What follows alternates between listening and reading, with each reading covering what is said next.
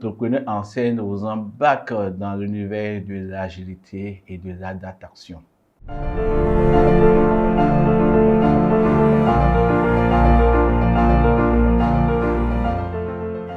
Alors, l'agilité dans l'entrepreneuriat, déjà, il faut contextualiser. Nous sommes dans un monde actuellement en pleine mutation. Vous êtes dans une situation où on est dans un environnement incertain, volatile, ambigu et complexe. Donc, c'est un peu le VUCA, comme on dit, hein.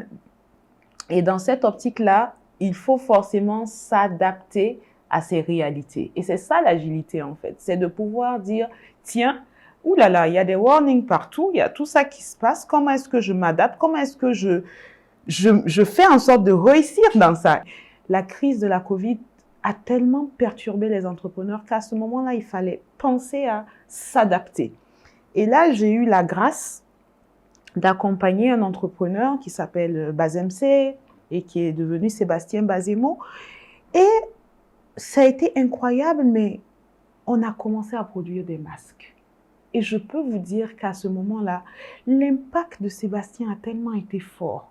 Parce que vous ne pouvez pas vous imaginer le nombre de couturiers qui venaient produire les masques, le nombre de masques que nous avons produits et le chiffre d'affaires que l'on s'est fait. Il faut réussir à lever le pied, à prendre de la hauteur et puis à se dire, ben tiens, comment est-ce que là, j'arrive à mieux comprendre mon client et mieux comprendre mon collaborateur pour que le résultat auquel je veux aboutir puisse correspondre aux différents besoins.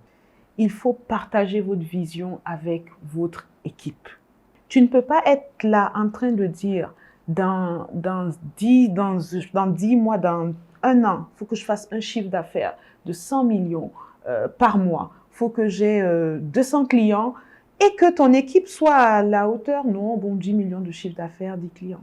Vous ne déployez pas de la même manière. Le problème de beaucoup d'entrepreneurs, leaders et qui sont dans leur entreprise, hein, c'est qu'ils gardent pour eux les aspects stratégiques.